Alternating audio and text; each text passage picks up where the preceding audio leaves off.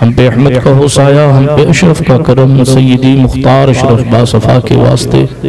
ऐ शरफ ज़माना ज़माने मदद नुमा दरहाए बस्तराज कलीदे करम कुशा, सरवरा शाहा करीमा दस्तगीरा अशरफा हुर्मती रूहे पैगंबर एक नज़र को नसूए माँ मोइनुद्दीन हसन आलम पनाहे वसूए माँ गरीमा एक निगाहे, पीरे पीरा मीरे मीरा शाहे जीला गौसे पाक एक नजरदारी वरहाली माँ परेशान गौसे पाक, ली खमसतु नत्फी बिहा हर्रल वबाइल हातिमा अल मुस्तफ़ा वल मुर्तज़ा व बनहुमा वल फातिमा, बकार खैश हैरानम मग़िस्नी या रसूल अल्लाह, परेशानम परेशानम मग़िस्नी या रसूल अल्लाह सल्लल्लाहु तआला अलैहि वसल्लम, इलाही खैर गर्दानी बिहक़्क़ि मुस्तफ़ा व मुर्तज़ा व शाह जीलानी व शाह सिमनानी।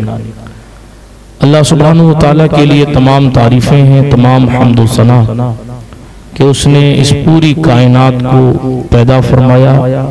18,000 मखलूक़ात का वो अकेला खालिक व मालिक है, हर किस्म की खूबी उसी को ज़ेबा है।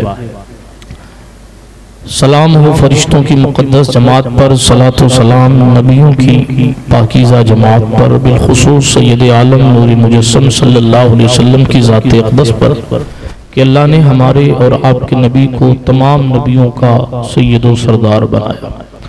आइए इस्लाफ के तरीक़े के मुताबिक हम और आप आज की इस मुक़द्दस शब जुमा और ज़िक्र शुहदाए करबला कॉन्फ्रेंस में हाजिर होकर शहर सुल्तान तारिकीन सूफ़ी हमीदुद्दीन नागौरी में बैठकर औलियाए नागौर के तवस्सुल से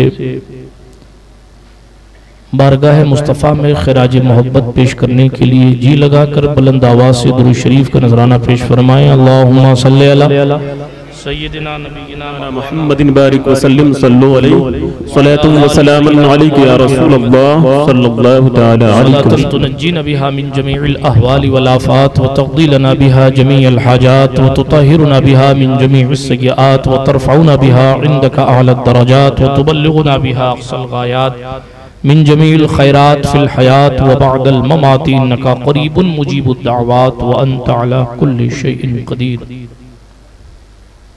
शेर शमशीर जन शाह खैबर शिकन पर तबे दस्ते कुदरत पे लाखों सलाम, असले नस्ले सफ़ा वजह वस्ले खुदा बाबे फसले विलायत पे लाखों सलाम, सैयदा ज़ाहिरा तय्यबा ताहिरा जाने अहमद की राहत पे लाखों सलाम, जिसका आंचल न देखा महो मेहर ने उस रिदाए नज़ाहत पे लाखों सलाम, हसन मुजतबा सैयदुल अस्खिया राकिबे दोशे इज्जत पे लाखों सलाम, उस शहीद बला शाहे गुलगों क़ुबा बेकसे दश्ते गुरबत पे लाखों सलाम। सुभान अल्लाह। किस ज़बान से हो बयान इज़्ज़ो शान अहले बैत, मदहा गोए मुस्तफ़ा है मदहा खाने अहले बैत। सुभान अल्लाह सुभान अल्लाह। बेशक बाग जन्नत के हैं बहरे मदहा खाने अहले बैत, तुमको मुज़दा नार का ए दुश्मनाने अहले बैत। घर लुटाना जान देना कोई तुमसे सीख ले, जाने आलम हो फिदा ए खानदाने अहले बैत। उनके घर में बेइजाजत जिब्राईल आते नहीं, कद्र वाले जानते हैं कद्र शाने अहले बैत। उनकी पाकी का खुदाए पाक करता है बयां, आये ततहीर से जाहिर है शाने अहले बैत। मुस्तफ़ा इज्जत बढ़ाने के लिए ताज़ीम दें, है बुलंद इकबाल तेरा दूध माने अहले बैत। है बुलंद इकबाल तेरा दूध माने अहले बैत। किस शकी की है हुकूमत हाय क्या अंधेर है, दिन दहाड़े लुट रहा है कारवाने अहले बैत। तेरी कुदरत जानवर तक आब से सैराब हो, प्यास की शिद्दत में तड़पे बेजुबाने अहले बैत। खुश्क हो जा खाक होकर खाक में मिल जा फुरात, खाक तुझ पर देख तो सूखी ज़बाने अहले बैत। खाक तुझ पर देख तो सूखी ज़बाने अहले बैत। काफिला सालार मंजिल को चले हैं सौंप कर, वारिसे बेवारिसां को कारवाने अहले बैत। फातिमा के लाडले का आखिरी दीदार है, हश्र का हंगामा बरपा है मियाने अहले बैत। हश्र का हंगामा बरपा है। मियाने अहले बैत अपना सौदा बेचकर बाजार सूना कर गए। कौन सी बस्ती बसाई ताजराने अहले बैत, कौन सी बस्ती बसाई ताजराने अहले बैत। सर शहीदाने मोहब्बत के हैं नेज़ों पर बुलंद, खूब ऊंची की खुदा ने कद्र शाने अहले बैत। अहले बैत पाक से बेबाकियां गुस्ताखियां, लानतुल्लाहि अलैकुम दुश्मनाने अहले बैत। बेअदब गुस्ताख फिरके को सुना दे आए हसन, यूं कहा करते हैं सुन्नी दास्ताने अहले बैत। हजारों में 72 तन थे वो तस्लीमो रजा वाले, हकीकत में खुदा उनका था और वो थे खुदा वाले। किसी ने जब वतन पूछा तो हजरत ने यूं फरमाया, मदीने वाले कहलाते थे अब हैं करबला वाले। हुसैन इब्ने अली की क्या मदद कर सकता था कोई, वो खुद मुश्किल कुशा थे और थे मुश्किल कुशा वाले। दवाए दर्देसियां पंजतन के दर से मिलती हैं, जमाने में यही मशहूर हैं दारुस शिफा वाले। ये नारा हुर का था जिस वक्त फौजे शाम से निकले, कि देखो यूं निकलते हैं जहन्नम से खुदा वाले। सुभान अल्लाह, सुभान अल्लाह। प्यासे ने खुश्क होंठ ना रखे फुरात पर, तारीख में ये पानी की पहली शिकस्त है। अल्लाह का जितना शुक्र अदा करे कम है कि उसने हमें महबूब से मोहब्बत करने की भी तौफीक बख्शी और महबूब से मंसूब तमाम चीज़ों से मोहब्बत करने की तौफीक अता फरमाई। जब हम अहले सुन्नत हुजूर के शहर से प्यार करते हैं, हुजूर के शहर के कबूतर से प्यार करते हैं, हुजूर के शहर के कुत्तों से प्यार करते हैं, हम अहले सुन्नत हुजूर अलैहिस्सलातु वस्सलाम जिस गली से गुजर गए उस गली से प्यार करते हैं। हम अहले सुन्नत हुजूर के वफादारों से प्यार करते हैं, चार यारों से प्यार करते हैं। जब हम मुस्तफ़ा जान रहमत के तमाम वफादारों से प्यार करते हैं, हम हुजूर अलैहिस्सलातु वस्सलाम से मंसूब हर चीज से मोहब्बत करते हैं, तो जिस हुसैन को अल्लाह के रसूल ने सल्लल्लाहु अलैहि वसल्लम अपना हिस्सा कहा है, गोया कि अपना जुज कहा है, हुसैन मिन्नी, हुसैन मुझसे है। जाहिर बात है अगर हुजूर का शहर किसी बीमारी के घर में, हुजूर का कदम किसी बीमारी के घर में पड़ जाए तो वो जमीन दारुशिफा बनती है, वो यसरब मदीना बनता है। तो जिसकी रगों में हुजूर सल्लल्लाहु अलैहि वसल्लम का खून दौड़ रहा है, उस हुसैन की क्या अज़मत व शान है और किस कदर उनकी जात इस बात का तकाजा करती है कि हम और आप अपने सीने में ईमान रखकर हुसैन इब्ने अली से मोहब्बत का इजहार करें। ये हमारी और आपकी मुश्तरका खुशनसीबी है कि हम और आप इतने सालों से इस इलाके में आप हजरात अपने उलमाए किराम की रहनुमाई में सालों से महफिले जिक्र हुसैन सजाते हैं। बल्कि आप क्या सजाते हैं, सच्चाई तो ये है करबला के शहंशाह सजाने की इजाजत देते हैं तो आपको और हमको ये तौफीक मिलती है कि कोई सुनने आता है और कोई सुनाने आता है। दास्ताने करबला भी अजीब दास्तान है, सालों गुजर गए इसको सुनते सुनाते, मगर जनाबे वाला किसी वीडियो को आप 2 बार देखें तो तीसरी बार बोरियत महसूस होती है। किसी किताब को 4 बार पढ़ने तो 5वीं बार जी चाहता है यार कोई और किताब पढ़ी जाए। मगर अल्लाह समझ, अल्लाह ने करबला की उस यूनिवर्सिटी में इतनी कशिश रखी है, इसको जिस एंगल से पढ़ते हैं एक नया रुख नजर आता है, एक नई तालीम मिलती है। अल्लाह अकबर, करबला हमा जहद एक ऐसी दास्तान है कि आप जिस जहद से देखेंगे ये आपको बेमिसाल नजर आएगी और जिस खतीब से सुनेंगे आपको उसका अंदाज निराला होगा।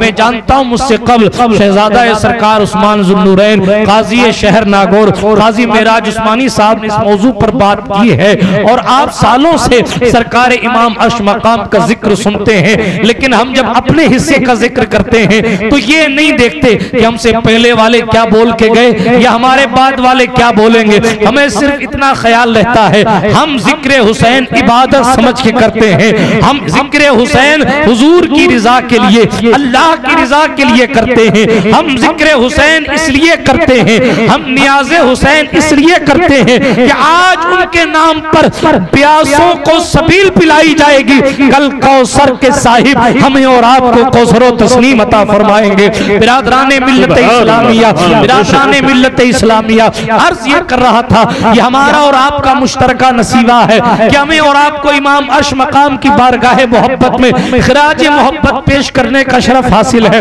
वरना ये दरबार तो ऐसा दरबार है, खुद गरीब नवाज जिस मौजू पर गुफ्तगू करे वो दास्ताने करबला है, खुद कुतुबुद्दीन बख्तियार काकी जिस मौजू को मौजू सुखन बनाए वो जिक्र इमाम अर्श मकाम, इमाम अर्श मकाम है। हजरत सरकार महबूब इलाही जिस मुकद्दस मौजू पर बात करें मुहर्रम के अय्याम में, वो यही मौजू है जिस पर हम और आप बात कर रहे हैं। बल्कि फरीदुद्दीन हजरत सरकार मसूद गंज शकर बाबा फरीद रज़ियल्लाहु ताला अन्हु के सवाने में लिखा है, आपने एक मनक़बत लिखी थी, उसके पहले मिसरे का मतलब यही था कि जब से हम मुहर्रम का चांद जब देखते हैं तो हमारे दिलों के गम ताजा हो जाते हैं, हमें इमाम हुसैन की याद आती है।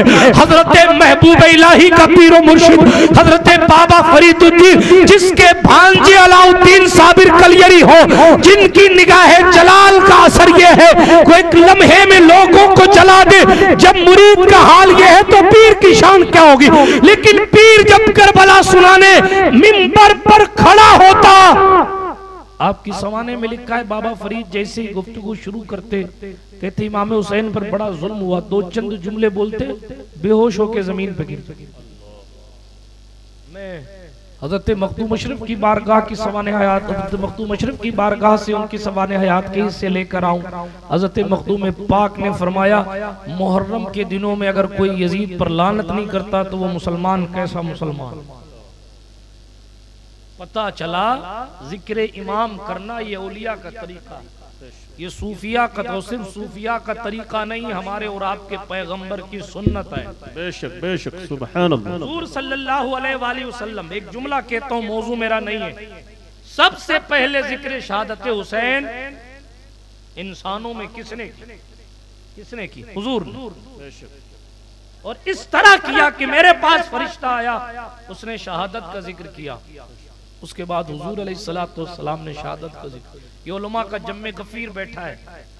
एक मौजू की रिवायत के हुसैन अला जद्दी अलैहिस्सलाम तिफ में, करबला में वगैरह वगैरह अलग अलग अल्फाज रिवायत के हैं, यहाँ शहीद हो जाएंगे। मौजू एक है, यानी इमाम हुसैन की शहादत की खबर कभी सरकार उम्मे सलमा रिवायत कर रही हैं, कभी उम्मुल मोमिनीन आयशा सिद्दीका रिवायत कर रही हैं, कभी सरकार मौला अली रिवायत कर रहे हैं, कभी सरकार जनाबे वाला इब्ने अब्बास तस्करा कर रहे हैं। ये अलग अलग लोग जो तस्करा कर रहे हैं, बड़ी जिम्मेदारी से बात कर रहा हूँ, ये अलग अलग लोग जो जिक्र कर रहे हैं, अगर उम्मे सलमा ने आयशा सिद्दीका से सुना होता या आयशा सिद्दीका ने उम्मे सलमा से सुना होता तो रिवायत यूं नहीं होती कि आयशा सिद्दीका ने कहा कि हुसैन पाक मैदान करबला में शहीद होंगे, बल्कि रिवायत यूं होती, रिवायत है आयशा सिद्दीका से, उन्होंने सुना उम्मे सलमा से, उम्मे सलमा ने सुना हुजूर सल्लल्लाहु अलैहि वसल्लम से। उलमा इस जनाबे वाला सनद की अंदाज और सनद की शान को जानते कि कोई भी सहाबी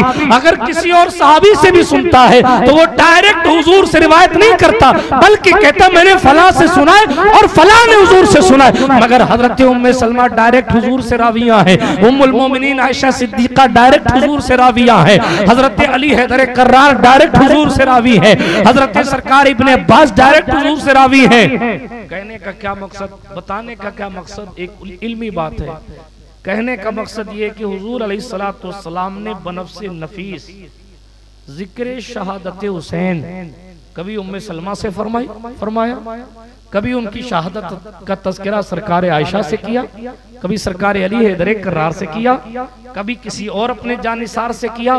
तो ये बार बार जिक्र शहादत हुसैन ये हुजूर का तरीका,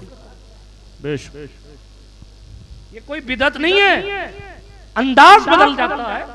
अब हुजूर जैसी जबान भी कहां से कोई लेके आ सकता है, लेकिन जिक्र शहादत इमाम अर्श मकाम सबसे पहले इंसानों में रसूल गिरामी वकार सल्लल्लाहु अलैहि वसल्लम ने फरमाया। बिरादराने मिल्लत इस्लामिया, ये हमारा और आपका नसीबा। लेकिन दोस्तों तारीख तो यकीनन क्या पढ़ी जाए क्या छोड़ी जाए, और आप सुनते हैं दास्तान करबला।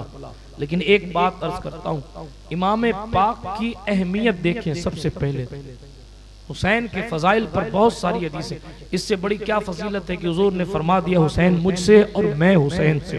बेशक अपने कंधे पर बिठा दिया, अपने कंधे पर बिठा लिया, अपनी पुश्त पर बिठा दिया। अल्लाह के रसूल अलैहिस्सलातु वस्सलाम ने उनके लिए खुतबा छोड़ा, मिंबर से उतरे। मैंने पिछली किसी तकरीर में बरजस्ता ये कहा था कि अगर कोई बहुत बड़ी कॉन्फ्रेंस, जोधपुर की तकरीर में कहा था कि अगर बहुत बड़ी कोई कॉन्फ्रेंस चल रही हो और मुकर्रिर खुसूसी कुर्सी पर बैठ चुका हो और फिर अचानक कोई ऐसा शख्स आए जिसके लिए खुसूसी खतीब अपनी जगह से उठे, मिसाल से समझने की कोशिश कीजिएगा। मुझे मालूम है आप खामोशी से सुनते हैं मगर तवज्जो से सुनते हैं। हाँ, तेजी के साथ अर्ज कर रहा हूँ। अर्ज कर रहा था, अगर कोई खुसूसी खतीब मिंबर शरीफ पर बैठा हो और उसके ऊपर कुर्सी लगा के बैठा हो और फिर कोई ऐसा शख्स मजमे में आ जाए कि मुकर्रिर साहब अपनी कुर्सी से उठे, अपने मिंबर से उतरे और जाकर उससे मुलाकात करें, उससे मोहब्बत से पेश आए और उसको अपने मिंबर पर लेके आए और अपने बराबर बिठाए, तो मजमे में बैठा हुआ हर शख्स आने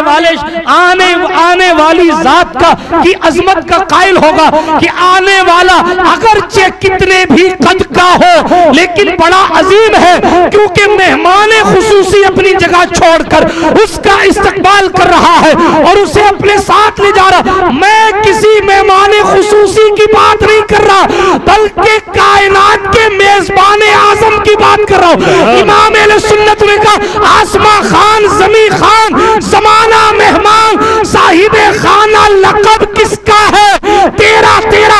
हुजूर कायनात में मेहमान नहीं है, हुजूर कायनात के मेजबान है, हुजूर मकसूद कायनात है, हुजूर के लिए दुनिया बनाई गई है और मकसूद कायनात अपनी जगह से उठ जाए, मिंबर से उतर जाए, आगे बढ़े, खुतबा रोके और हुसैन को गोद में लेकर अपने मिंबर पर बिठा के दुनिया को बताए, मेरी अजमत तो दुनिया जानती है मगर हुसैन को भी पहचान लो कि इसका मकाम कदमों में नहीं बल्कि मेरे कंधों। सुभान अल्लाह, सुभान अल्लाह। नारे तकबीर, नारे रिसालत।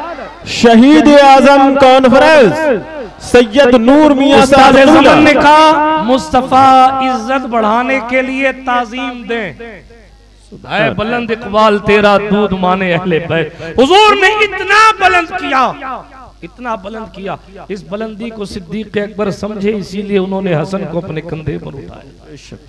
इस बुलंदी को सरकार उमर बिन खत्ताब समझे, इसीलिए उन्होंने तहजीब की रिवायत है, हुसैन पाक से कहा था, हुसैन हमारे सरों के बाल आप अहले बैत के सदके उगाए गए। ये उमर बिन खत्ताब का कौल है। जितनी बड़ी सल्तनत उससे कई गुना बड़ा उनका दिल है। अफजलियत में कोई बात, बाहर चंद हजरत उमर इमाम हुसैन से अफजल है सुन्नत के अकीदे के मुताबिक, और उमर भी जानते हैं कि मेरा मनसब बारगाह रिसालत में क्या है। लेकिन उमर ने ये नहीं कहा, हुसैन तुम पैदा नहीं हुए थे उस वक्त से हम दीन की खिदमत कर रहे हैं। हाँ, उमर ने ये नहीं कहा, हुसैन तुम्हारे बाबा की शादी नहीं हुई थी उस टाइम से हम हुजूर के साथ जो है वो दुश्मनों से लड़ रहे। नहीं कह सकते थे, सोचने की बात है ना। अभी मौला अली की शादी भी नहीं हुई थी और हज़रत उमर पाक उस वक्त मुसलमानों की एक टुकड़ी के अमीर थे। ये हुजूर की मुराद है, हुजूर ने मांग के लिया इनको, दुआ की है हुजूर ने, अल्लाह अबू जहल और उमर में से जो तुझे पसंद हो उसमें से एक को मुसलमान करके मुझे दे दे। उमर मुरीद तो हैं लेकिन हुजूर की मुराद। इतनी अजीम जात उमर बिन खत्ताब की, लेकिन कितने खूबसूरत जुमले। इमाम हुसैन आए तो कहा, शहजादे आजकल आप आते नहीं हैं। तो हज़रत इमाम हुसैन ने कहा कि आप मसरूफ थे इसलिए मैं नहीं आया। मैं आया था आपके दरबार के बाहर, आपके कमरे के बाहर आके खड़ा हुआ, आपके हुजरे के बाहर, तो देखा आप वहाँ पे गुफ्तगू है, आपका शहजादा बाहर खड़ा है। तो मैंने सोचा जब शहजादा ही बाहर खड़ा है तो मुझे क्या अंदर एंट्री होगी, इसलिए मैं वापस चला गया। उसके जवाब में मौला उमर ने कहा था, सुनो हुसैन, मौला हुसैन, शान शहनशाह हुसैन की शाही देखिए। हजरत अमीरुल मोमिनीन, आधी दुनिया का बादशाह उमर बिन खत्ताब, जिसका हुक्म दरिया के पानी पर भी चलता है, जंगल के शेर पे भी जिसका हुक्म चलता है। अल्लाह अकबर। जिन्नात जिसके नाम को सुनकर अपने रास्ते बदल देते हैं। जिन्नात क्या, जिन्नात का बाप इब्लीस भी अपनी औकात जिसके नाम से नापने लग जाता है। वो उमर हुसैन पाक से कह रहे हैं, आप अहले बैत हैं, आपको इजाजत की क्या जरूरत, हमारे दरबार की बात करते हैं, हमारे सर पे जो बाल है वो आप अहले बैत के सदके उगाएंगे। सुभान अल्लाह, सुभान अल्लाह। ये अजमत उमर ने कहां से सीखी थी? हुजूर अलैहिस्सलातु वस्सलाम ने सिखाई थी। हजरत उस्मान ज़ुन्नुरैन रज़ी अल्लाह ताला अन्हु तो सगे खालू हैं इमाम हुसैन, सगे खालू है ना, सगे खालू। आपके दरवाजे पर पहरा देने के लिए हसनैन की ड्यूटी लगाई गई थी। जिस वक्त बलवाइयों ने आपका मुहासरा किया, बात दूर नहीं ले जाता, लेकिन अर्ज ये कर रहा, हुसैन पाक की अजमत देखनी है तो देखो इब्ने अब्बास उनके घोड़े की रिकाब थामे हुए। आप हैरत करेंगे, ये उलमा जानते हैं सहाबा की जमात में हजरत अब्दुल्ला इब्ने अब्बास की जात हिब्रुल उम्मा का लक़ब रखती है, रईसुल मुफस्सिरीन का टाइटल रखती है। आप हैरत करेंगे, हुजूर के चचा के बेटे भाई हैं, हजरत अली के भी चचा के बेटे भाई हैं, यानी रिश्ते में हुसैन इब्ने अली के चचा हैं। अब्दुल्ला इब्ने अब्बास रिश्ते में इमाम हुसैन के चचा, इल्म के एतबार से हिब्रुल उम्मा, कुरान की तफसीर के मामले में रईसुल मुफस्सिरीन। और हुसैन पाक घोड़े पर सवार होकर आ रहे थे तो यूं हजरत अब्दुल्ला इब्ने अब्बास ने उनकी सवारी की रिकाब थाम ली। लोगों ने कहा, इब्ने अब्बास चचा हो, बच्चे के, अपने भतीजे के घोड़े की रिकाब थाम के। अरे रिकाब तो गुलाम थामता है, आप तो इमाम है। अब्दुल्ला बिन अब्बास ने कहा, तुम्हें पता ही नहीं हुसैन का मर्तबा क्या है। बहुत सुभान अल्लाह। ये सहाबा की अंजुमन में हुसैन का मकाम। मैं सरकार अबू हुरैरा की बात करूं या सलमान फारसी की मोहब्बत का तज़किरा करूं या अबू ज़र ग़िफ़ारी की जानिसारी की बात करूं, फ़ज़ाइल इमाम पर गुफ्तगू चलेगी तो बात बहुत दूर चली जाएगी। लेकिन एक जुमला कहता हूं, जब सदियों बाद उनके पोते गरीब नवाज की सीमा और हद का पता नहीं है, जिनके जानशीन अकेले हमीदुद्दीन पूरे इलाके के लिए काफी होते हैं, जब उनके गदा भर देते हैं शाहाने जमाना की झोली, मोहताज का जब ये आलम है तो मुख्तार का आलम क्या होगा। सरकार इमाम अर्श मकाम की अज़मत को कौन बयान कर सकता है। लेकिन एक बात अर्ज कर रहा था, अहमियत इमाम की इतनी आला है, इतनी ज्यादा है। सहाबा की अंजुमन में आपकी शान, ताबईन आपको अजमत की निगाह से देखते हैं, हुजूर आपको कंधे पर बिठाते हैं। बल्कि सबसे बड़ी बात, हुजूर ने अपना सग्गा बेटा जिस जात पर कुर्बान कर दिया वो हुसैन पाक की जात, बेशक बेशक अपना सगा बेटा कुर्बान कर दिया। और जब भी इमाम हुसैन आपकी महफिल में आते तो बहुत सी मर्तबा मेरे और आपके नबी फरमाते, आ मेरे वो बेटे जिस पर मैंने अपना हकीकी बेटा कुर्बान कर दिया, फिदा कर दिया, फिदिया कर दिया। अल्लाह के रसूल सल्लल्लाहु अलैहि वसल्लम ने ये अज़मत, अब ये इंपॉर्टेंस आपको समझ में आ गई। किसी चीज को समझने के लिए पहले उसका बैकग्राउंड जानना जरूरी है। अब मैं बैकग्राउंड अगर सरकार इमाम हुसैन का बयान करूंगा तो पूरी तकरीर इसी में, उनके बाप जैसा किसी का बाप नहीं, उनकी माँ की जैसी कायनात में कोई दूसरी औरत ही नहीं, उनके नाना के जैसा अल्लाह ने किसी को बनाया ही नहीं। उनके चचा जन्नत में उड़ने वाले जाफर तैयार है, उनका भाई हसन मुज्तबा सखियों का शहंशाह है। ठीक, ये इमाम अर्श मकाम है। इंपॉर्टेंस समझिए।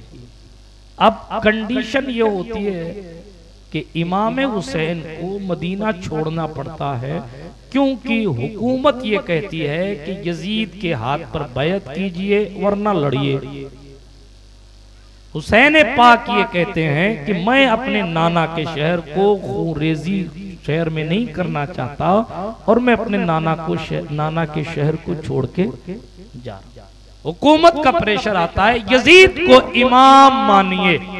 हुसैन पाक ने कहा नहीं, यजीद इस लायक नहीं है कि उसको इमाम माना जाए। मैंने कल इस मौजू पर तकरीर की थी और मैंने ये कहा था साफ लफ्जों में, जुमले बुरे लगे तो माफ कीजिएगा, हम यजीद को इसलिए बुरा कहते हैं, हमारी दलील ये है कि वो अहले बैत अतहार का कातिल है, उसने हुसैन पाक की गुस्ताखी की है, इमाम अर्श मकाम के कत्ल का जामिनो जिम्मेदार वही है। ये हमारी दलील है। दुरूद शरीफ पढ़ लें, अल्लाहुम्मा सल्ली अला सय्यिदिना मौलाना मुहम्मद बारिक वसल्लम सल्लल्लाहु अलैहि। चंदा नहीं मांग रहा हूं। सलातु व सलामुन अलैका या रसूल अल्लाह सल्लल्लाहु अलैहि वसल्लम। सलातु व सलामुन अलैका या रसूल अल्लाह व अला आलिका व सहाबिका या नूर अल्लाह। कुछ आप लोग भी पढ़ लीजिए, सब नाज़िम साहब ही पढ़ेंगे। सल्लल्लाहु अलैहि व आलिहि सल्लल्लाहु अलैहि वसल्लम। हाँ, आज जुमे की रात है, इस स्पेशल तौर पर आज की रात दुरूद शरीफ पढ़ने का हुक्म दिया गया। पढ़िए जोर से, अल्लाहुम्मा सल्ली अला सय्यिदिना मौलाना मुहम्मद व अला आलिहि सल्लल्लाहु अलैहि रसूलुल्लाह सल्लल्लाहु तआला अलैहि वसल्लम। तवज्जो है आपकी, मबजूल तो नहीं हुई? क्या बात चल रही थी? अच्छा बताइए।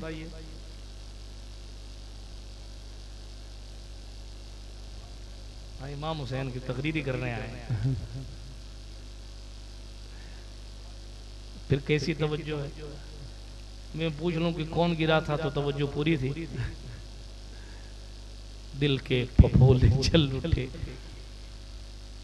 दुरूद शरीफ, अल्लाहुम्मा सल्ली अला सय्यिदिना मौलाना व अला आलि सय्यिदिना मौलाना मुहम्मदिन कमा तुहिब्बु तर्दा बिन तुसल्ली सलातु व सलामुन अलैका या रसूलल्लाह सल्लल्लाहु तआला अलैहि वसल्लम। हुकूमत प्रेशर कर रही थी इमाम हुसैन पर कि आप बैअत करें। यजीद की इमाम हुसैन पाक पर बार बार ये दबिश थी कि आप मेरे नाम मेरे हाथ पर बैत करें। क्यों? इसलिए कि उसको खतरा था। उसने सिर्फ इमाम हुसैन नहीं, अब्दुल्ला बिन जुबैर, अब्दुल्ला बिन उमर और सरकार इमाम हुसैन, इन लोगों से फौरी तौर पर बैत लेने के ऑर्डर जारी किए थे। क्यों जारी किए थे? इसलिए कि उसको डर था कि मेरे हालात दुनिया को पता है, लोग मुझे अमीर नहीं मानेंगे, और फिर उसमें अगर ये लोगों ने कह दिया, इन तीनों में से बिलखुसूस ये तीनों सहाबी हैं, अगर इनमें से किसी ने खड़े होकर दावा कर दिया कि नहीं यजीद इस लायक नहीं है, तो मेरी हुकूमत को खतरा। ये कंडीशन है। इमाम हुसैन पाक से कहा गया बैत कर लें। इसी पर मैंने कहा कि मैंने कल तकरीर की थी इस मौजू पर, और उस पर मैंने कहा था बुरा लगे तो माफ कीजिएगा, और उस पर मैंने ये कहा था कि हमारी और आपकी दलील ये है, अगर हमसे और आपसे कोई पूछे कि आप यजीद से नफरत क्यों करते हैं, यजीद ने क्या खता की है, तो हमारा हर बंदा ये कहेगा वो इमाम हुसैन का कातिल है, इसलिए हम उससे नफरत करते हैं। लेकिन हुसैन की तो ये दलील नहीं थी ना यजीद से लड़ने की। समझ में बात आ रही है? बहुत पॉइंट की बात, सोचने की बात। ये तो हम यजीद की मुखालिफत करते हैं और यजीद की असलियत बताते हैं, तो ये कहते हैं कि साहब वो हुसैन पाक का कातिल है, इसलिए हमने उसको रद्द कर दिया। बेशक हमारी दलील अपनी जगह ठीक है, सच है, लेकिन इमाम हुसैन ने तो उसके खिलाफ उस वक्त खुरूज किया था जब तक उसने कत्ल नहीं किया था उनका। तो हुसैन की क्या दलील थी यजीद के खिलाफ खड़े होने की? हमारी दलील और इमाम पाक की दलील में फर्क है, इसीलिए हमारी जिंदगी और उनकी जिंदगी में फर्क है। हमारी दलील यह है कि उसने अहले बैत की गुस्ताखी की, इसलिए वो हमारा नहीं, बेशक ठीक, लेकिन हुसैन पाक की दलील यह है उसने हुजूर की शरीयत पर पूरा अमल नहीं किया, इसलिए मेरा नहीं। बेशक बेशक यजीद क्या करता था? इमाम हुसैन के खुतबात पढ़िए, किसी में इमाम ने फरमाया कि वो शराबी है, तारीख उठा के पढ़िए, तारीख में क्या यजीद शराब पीता था, जुआ खेलता था, बंदरियों का नाच देखता था। मनहियात शरैया यानी जिन चीजों को शरीयत ने मना कर रखा है उसमें से बहुत सी चीजों को वो हलाल समझता था, बहुत सी चीजों को करना वो जायज समझता था। इमाम हुसैन ने जो यजीद के खिलाफ तलवार उठाई, दलील ये थी कि मेरे नाना की शरीयत का मजाक बना रहा। अगर हुसैन पाक आज हमारी और आपकी जिंदगी में देखें तो क्या अल्लाह ना करे अगर हमारे आपके खिलाफ तलवार उठा ले तो कहां जाओगे? यजीद को लीडर इसलिए नहीं बनाया, मुसलमानों का कायद नहीं बनाया, खलीफा नहीं बनाया, इमाम नहीं तस्लीम किया कि वो शराबी था। अब शराबी नेताओं के बगल में खड़े होकर फख्र से फोटो खींचते हैं। बहुत ये हुसैनियत है। मसलहत के नाम पर, झूठी शोहरत के नाम पर, मिट जाने वाली इज्जत के लिए, चंद रुपयों के लिए अपने घर की औरतों की फोटो सियासत के नाम पर बैनर की जीनत बना देते हो, ये हुसैनियत है? हुसैन तो शराबी को लीडर नहीं मान रहे, आप तो फख्र से खड़े हैं हमारा लीडर है, और उसके लिए लड़ रहे हैं, मर रहे हैं, अपने भाइयों के लिए लड़ रहे हैं, मर रहे हैं। कुत्ते भी शर्मा रहे हैं कि यार ये कैसी लड़ाइयां। फिक्रे हुसैन हमारी और आपकी जिंदगी से कहां चली गई? करबला हुई इसलिए शरीयत का मजाक ना बने। वो बंदरियों को नचाने वाला यजीद, इमाम उसके खिलाफ तलवार उठा सकते हैं, तो लड़कियों को नचाने वाला किस मुंह से खुद को हुसैनी कह रहा है? शादी का मौका आता है, हुसैन के नाना की खैरात है कि कायनात बनी है, हुसैन के नाना की सुन्नत है कि शादी है। अगर हुजूर की सुन्नत ना होती तो निकाह पे शायद सवाब भी ना मिलता, कि हुजूर की सुन्नत है इसलिए आप सुन्नत सुन्नत कहकर शादी कर रहे हैं। बेशक कीजिए और करनी भी चाहिए, हर नबी की सुन्नत है सिवाय सरकार ईसा के, लेकिन जब ईसा आएंगे तब इस सुन्नत को अदा करेंगे, उनसे भी ये सुन्नत छूटेगी नहीं। लेकिन बात इतनी है कि हुसैन के नाना की सुन्नत पर अदायगी करने के लिए आप यजीद की सोच को प्रमोट कर रहे हैं, और फिर चंद डरम सबील बना के सोचते हैं वो हुसैन किसी से राजी हो जाएंगे। हमने तो खिचड़ा बनाया इतना, हमने तो इतनी माशाल्लाह सबीलें बना दी हैं, हम सालों से सबीलें बनाते हैं, तुम्हारी सबीलें तुम्हें मुबारक, हुसैन तुम्हारी सबील के लिए शहीद हुए। वो प्यासे इसलिए रहे थे ताकि मेरी कौम जुआरी हो जाए। इमाम पाक ने मौला अली अस्कर को इसलिए माज़अल्लाह कुर्बान किया था कि मेरी नस्ल इंटरनेट की गंदगी में, मेरी हुजूर मेरे नाना की आने वाली उम्मत इंटरनेट की गंदगी में पूरी पूरी रात बिताए, टैक्सियों में बैठकर अय्याशियां करने का वक्त है। सूफी हमीदुद्दीन और कब्रिस्तान के बाग, सूफी हमीदुद्दीन सरकार के आस्थाने और कब्रिस्तान के चबूतरों पर बैठकर कौन जुए खेल रही है। अगर सहाबी के बेटे को जुआरी होने की वजह से हुसैन खलीफा नहीं मानते, लीडर नहीं मानते, आपका बाप क्या है? आपके पास कौन सी अथॉरिटी है जो आप सीधे जन्नत में जाने की बात करते हो? इमाम हुसैन की जो दलील थी यजीद से टकराने की, वो ये थी कि वो मुस्तफा की शरीयत में मना की हुई चीजों को ठीक समझता है। बंदरियों का नाच कराने वाले से हुसैन का इख्तिलाफ है, अपनी औरतों को बगैर पर्दा रोड पर भेज देने से इमाम हुसैन राजी। और फिर हमारे यहाँ नए नए तमाशों में कोई मेहंदी लेके जा रहा है, कोई जनाबे वाला चांदी लेके जा रहा है, कोई क्या कर रहा है, कोई क्या कर रहा है। अरे यार कितना मजाक बनाओगे हुजूर की शरीयत का। आप ये कहते हुजूर की बेटी मां फातिमा के सर के बाल को कभी खुले आसमान ने नहीं देखा, और आपकी बेटी को पूरा खानदान देख ले। और खानदान तो खानदान, रामलाल, श्यामलाल, जोसेफ और सिद्धू सारे देख ले। कहां है फिक्रे हुसैन, कहां है तालीमाते हुसैन? देखनी है हुसैन की तालीम तो देखो गरीब नवाज की जिंदगी। राजपूतों की औरतें खड़ी हैं अपने घरों के बाहर, और सुल्तान से कहा जा रहा हुजूर निगाह उठा के देख लें, ये सारी औरतें मुसलमान हो जाएंगी। सरकार गरीब नवाज ने फरमाया, जवाब दिया, मेरे मुस्तफा ने गैर महरम को देखने से मना किया है।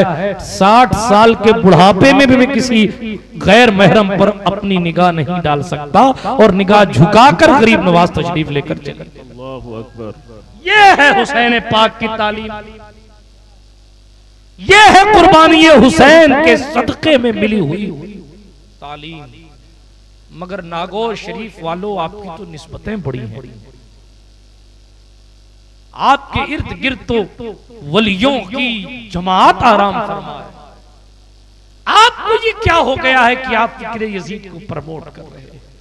इमाम अर्श मकाम अला जद्दिही अलैहिस्सलाम से सच्ची मोहब्बत करने वालों, गुजारिश करता हूं उस दलील की तरफ आओ जो इमाम हुसैन की दलील थी यजीद से टकराने के लिए। और वो दलील ये थी, हुसैन कह रहे थे कि क़यादत करने के लिए पहले हुजूर की शरीयत पर आमिल होना जरूरी है। और इसीलिए इमाम हुसैन पाक ने अपने नाना का ख्वाब पूरा करने के लिए इतनी अहमियत दी इस चीज को। बड़ी जिम्मेदारी से कह रहा हूं, इतनी अहमियत दी कि दुनिया मक्कतुल मुकर्रमा में हज करने आ रही थी, और हुसैन नफल हज को छोड़कर इस ड्यूटी को पूरा करने के लिए करबला रवाना। उस्ताद ज़मन ने क्या बेहतरीन अंदाज से आईना क़यामत में लिखा है, उसको पढ़िए आप उठाकर। नफल हज छोड़ रहे हैं इसलिए कि इन पर फर्ज कुछ और है।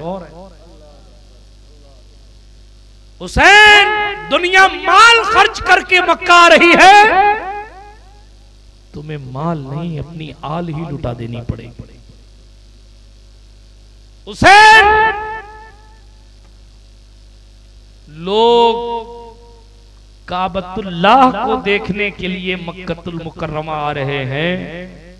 अल्लाह तुम्हें शहादत का मर्तबा देकर अपना जलवा दिखाने के लिए करबला बुला रहा। लोग सही सफा और मरवा के बीच में करने के लिए मक्का आ रहे हैं हुसैन, लेकिन तुम्हें तो मक्कतुल मुकर्रमा से लेकर करबलाए मौला तक की एक लंबी सही करनी है। लोग सर का हलक करवाएंगे, सर मुड़वाने के लिए मक्कतुल मुकर्रमा में भीड़ लगाए बैठे हैं। आपको सर कटाना पड़ेगा दीन की। लोग जानवर कुर्बान करेंगे, मिना में कुर्बानी करेंगे, आपको अपना असगर कुर्बान करना है, उस तरफ चलिए। लोग माल तिजारत लेकर आ रहे हैं मक्का शरीफ में कि मेरी तिजारत भी हो जाए। आपको वो सौदा नहीं बेचना जो दुनिया बेच रही है, आपको तो वो सौदा करना है कि रहती दुनिया तक आपकी मेहनतों को हर वफादार सलामी पेश करता रहे। एक बात जो समझ में आ रही है आपके, वो आनी चाहिए गौर करने की बात, ये ड्यूटी कितनी अहम थी कि हुसैन पाक ने नफली हज को छोड़कर कूफा की तरफ का सफर इख्तियार किया। और आज हमने इस अहमियत को बिल्कुल माज़अल्लाह ज़मीन दोज़ कर दिया। आज कोई कहे कि यार फलां इलाके में नाच हो रहा है, जरा जाओ ना थोड़ा समझा दो। अरे नहीं, वो मेरी नहीं मानेंगे, मेरी नहीं मानी। मुझे मालूम है वो ऐसे ही हैं। क्या हुसैन को नहीं पता था कि कूफा वालों ने मेरे बाप के साथ बदअहदी की है? क्या हुसैन को नहीं पता था यही कूफा वाले थे जिन्होंने इमाम हसन पाक के पांव में जहरीली पर्ची मारी थी कि इमाम हसन शहीद हो जाएं?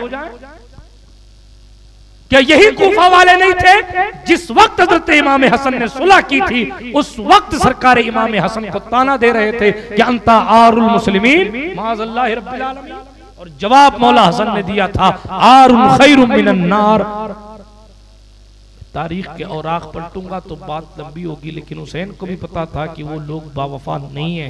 लेकिन हुसैन ने क्या कहा, अला जद्दी वाले सलाम, अगर नहीं जाता कल क़यामत में उन्होंने खड़े होकर ये कहा या रसूल अल्लाह, हमने हुसैन को बहुत बुलाया था, हमें गुमराही से बचने के लिए हमने हुसैन पाक को 150 खत लिखे थे, लेकिन हुसैन नहीं आए तो हमने एक जालिम शख्स को अपना कायद बनाया, एक जाबिर शख्स की इमामत को तस्लीम किया और हम यूं गुमराही के रास्ते पर चल गए। अगर हुसैन पाक आ जाते तो हमारा हाल कुछ और होता। हजरत इमाम अर्श मकाम अला जद्दी अलैहिस्सलाम ने यही कहा, लोगों मेरे पास जवाब देने के लिए कोई ऐसी शरई दलील नहीं है जो मैं बारगाह रिसालत में और बारगाह खुदाबंदी में पेश कर सकूं। नागौर शरीफ वालों, सब कुछ जानकर भी दीन के लिए हुसैन पाक ने सफर शुरू किया। आपसे सिर्फ इतना पूछता हूं, अगर हुसैन पाक कूफियों की बदअहदी जानकर उनकी बदअहदी का यकीन नहीं था, ख्याल था कि हो सकता है फिर बदअहदी कर दें, आपको भी अगर कहा जाता है कि जाओ समझाओ फला शख्स गुनाह से बाज आ जाए, तो ये यकीन नहीं होता कि हाँ भी मना ही कर देगा, मानेगा नहीं, अंदेशा होता है कि शायद नहीं माने। लेकिन फिर भी हुक्म तो यही है ना कि जाएं और जाकर उसकी इस्लाह करने की कोशिश करें। कहाँ है इमाम अर्श मकाम की तालीमात?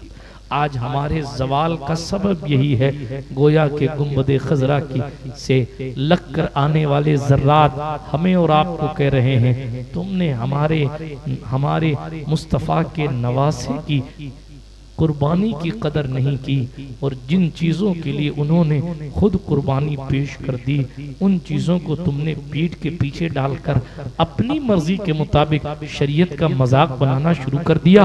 अब कहते हो कि फलां जुल्म कर रहा है, फलां जुल्म कर रहा है, फलां जुल्म कर रहा है। सच्चाई तो ये है कि हम खुद पहले अपने आप पर जुल्म कर रहे हैं। बिरादराने मिल्लत इस्लामिया, इमाम अर्श मकाम ने संगलाख वादियों को सफर किया, मुश्किल रास्तों को जनाबे वाला तय किया, लोग मिलते गए, इमाम पाक लोगों से खैरियत लेते गए। वाकया सुनाना मकसूद नहीं, बात लंबी हो जाएगी, लेकिन हुसूल बरकत के लिए एक शहादत पढ़ के अपने गुफ्तगू को खत्म करता हूँ। इमाम अर्श मकाम अला जद्दी अलैहिस्सलाम बड़ी बड़ी कोशिशों और मेहनतों के साथ अपने काफिले को लेकर सफर तय कर रहे हैं। तकरीबन 1800 या 2000 किलोमीटर का सफर आज की तारीख में भी मदीने मुस्तफ़ा से, सरकारे मुस्तफ़ा जाने रहमत के शहर से करबलाए मोहल्ला का है, मक्का मुकर्रमा से करबलाए मोहल्ला का है। सरकारे इमाम अर्श मकाम अला जद्दी अलैहिस्सलाम ने उन धूप के दिनों में अल्लाहु अकबर इस सफर को ऊंटों पर बैठकर अपने लाहो लश्कर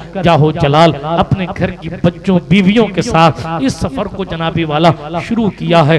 रास्ते में कभी तिरमाह इब्ने अदी मिलते हैं, कभी अब्दुल्ला बिन मुती मिलते हैं, कभी जनाबे वाला फरजदक शायर मिलता है, कभी ज़ुहैर बिन कैन अल-बजली मिलते हैं। तारीख के औराक पलटने का वक्त नहीं रखता, दामने वक्त में गुंजाइश बाकी न रही, तेजी के साथ आगे बढ़ता हूँ। बड़ी मुश्किलों से सफर तय कर रहे हैं। अचानक एक शख्स आता दिख रहा है। लोगों ने पहले दूर से देखा रेगिस्तान में, तो सोचा ये कोई पेड़ का दरख्त है। साथियों ने कहा नहीं सरकार, ये पेड़ का दरख्त नहीं है, ये कोई लोग हैं, शायद हमारे करीब आ रहे हैं। करीब से करीब तर हुए लोग तो देखा अल्लाह अकबर 1000 का लश्कर आ रहा है।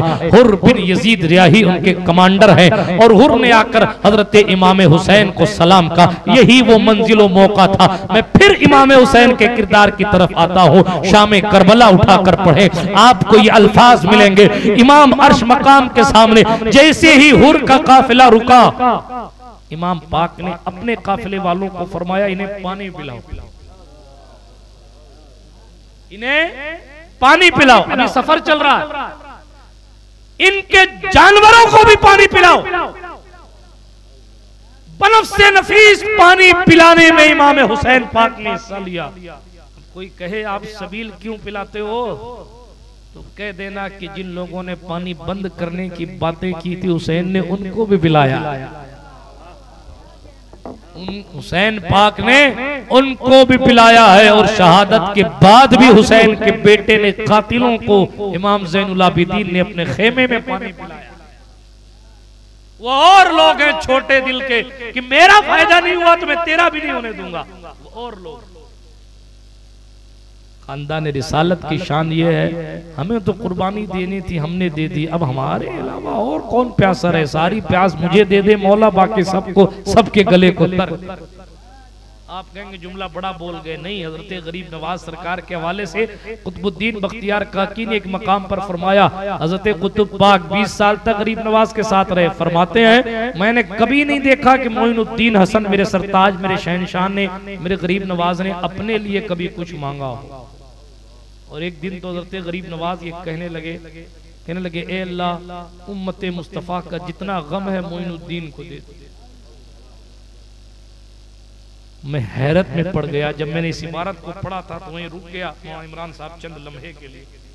मैं सोचने लगा सदियों बाद क्या हुसैन के खून में अल्लाह ने क्या सोच रखी है, कई 100 साल बाद भी जब ये फिक्र और ये सोच है कि गम मुझे दे दे मालिक, तो हुसैन कितने गमों को अपने मजबूत सीने पर लादने के लिए और बड़े बड़े गमों के पहाड़ को, गमों की सिल को अपने सीने से तोड़ने के लिए मैदान करबला पहुंचे होंगे। सुभान अल्लाह रब्बिल आलमीन। बात बीच में याद आ गई तो मैंने अर्ज कर दिया, लेकिन शान देखें, हुर को भी पानी पिलाया, हुर के साथियों को भी पानी पिलाया, हुर के जानवरों को भी पानी पिलाया। और उसके बाद का बताएं किस लिए, कहा हम इब्ने जियाद के लोग हैं, ठीक है, मुझे ऑर्डर दिया गया है कि मैं आपको रोकूं, आपकी निगहबानी करें, आपको कूफा जाने से रोक, तू मुझे रोकेगा? इमाम हुसैन और ने कहा मैं रोके। हजरत इमाम हुसैन की जुबान से जुमला निकला, तेरी माँ तुझ पर रोए तू मुझे रोकेगा? ये अरब का मकूला है जिसको मैं अपने हिसाब से तर्जुमा करता हूँ और उलमा की बारगाह में तालिब इल्म की हैसियत से ये तर्जुमा पेश कर रहा हूँ, जैसे हमारे तर्जुमा नहीं मफहूम पेश कर रहा हूँ। जैसे हमारे मुआशरे में कहा जाता है तेरी ऐसी तैसी तू मुझे रोकेगा, बस इससे बढ़कर और कुछ नहीं होगा। तेरी माँ तुझ पर रोए, तेरी माँ तुझ पर रोए तू मुझे रोकेगा, इसका मफहूम यूं समझ ली, यूं समझी, तेरी ऐसी तेज तू मुझे रोकेगा, तेरी माँ तुझ पर रोए तू मुझे रोकेगा। हुर ने जुमला कहा जो आज तक करबला जब सुनाओ तो वो जुमले याद आते हैं। हुर ने कहा हुजूर पूरे जमीने अरब में, पूरी जमीने अरब से किसी एक ने भी ये जुमला मुझे कहा होता तो मैं उसको पलट के कहता कि तेरी माँ भी तुझ पर रोए, मगर जब मैं आपकी माँ का तसव्वुर करता हूँ तो वो तो मुस्तफा की बेटी है, हमारी मखदूमा है, दुनिया में कोई और कहता तो मैं उसको जवाब देता, मगर आपकी माँ मखदूमा एक कायनात है, इसलिए हुर आपकी माँ के लिए ये जुमले इस्तेमाल नहीं कर सकते। सुभान अल्लाह, नारे तकबीर, नारे रिसालत, ये जनाबे हुर है। एक फैसला तो हुर का ये था और दूसरा अभी बात चली रही थी, इमाम हुसैन ने फरमाया अजान दो भाई, जोहर की अजान दे, अजान दे दी, नमाज का वक्त हुआ। जब नमाज का वक्त हुआ ना तो इमाम हुसैन ने हुर से पूछा हमारे पीछे नमाज पढ़ोगे कि नहीं पढ़ोगे? कंडीशन ये हो गई थी, थोड़ी तल्ख हकीकत भी सुन लें कि दुनिया की पट्टी बांधकर इस्लाम कितनी आंधियों का सामना करके हम तक पहुंचा है। दुनिया की मोहब्बत की पट्टी बांधकर लोगों ने जन्नती जवान के सरदार को भी गुमराह मान लिया। जुमला बड़ा है मगर यजीदियों की यही सोच थी।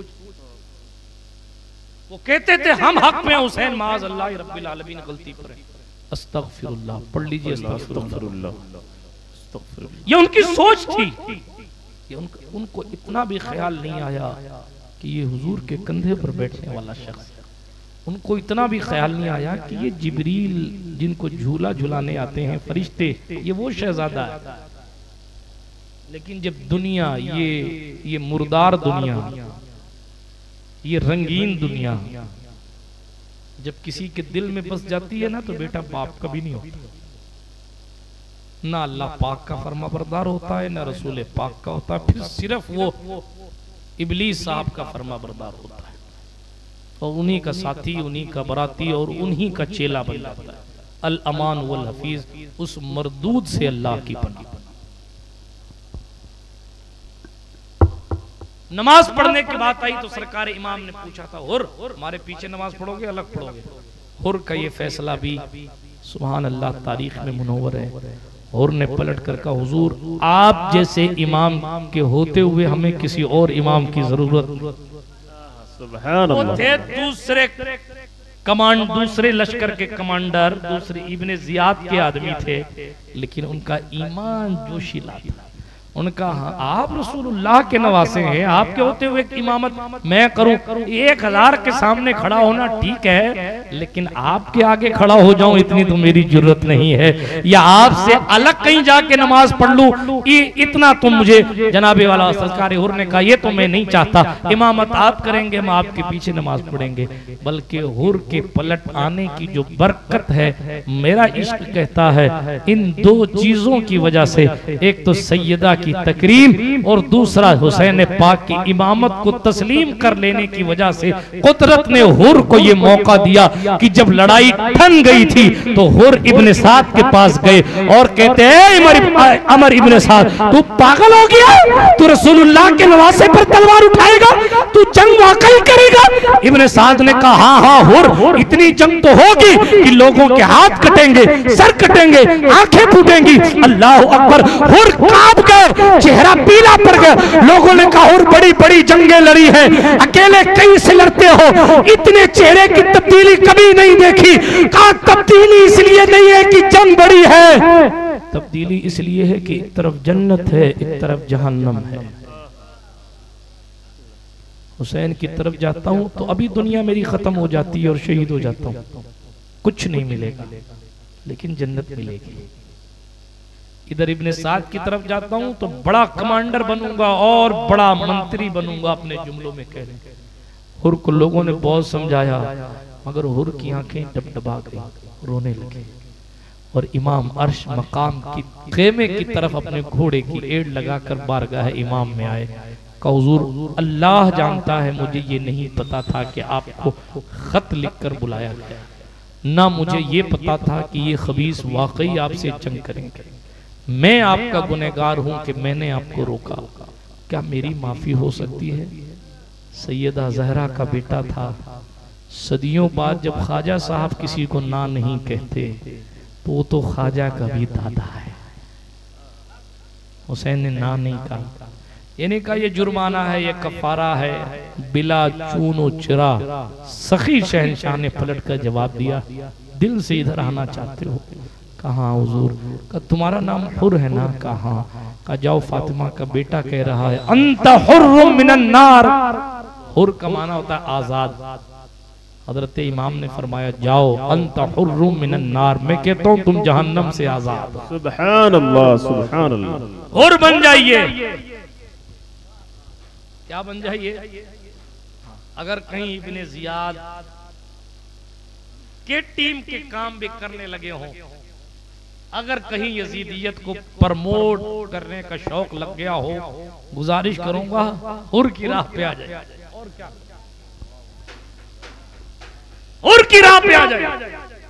शुरू के फैसले उनके भी ठीक नहीं थे, लेकिन जिस दिन तौबा उसी वक्त सवेरा। फिर उन्होंने ताइब होकर इमाम पाक की बारगाह से खैरात मांगी।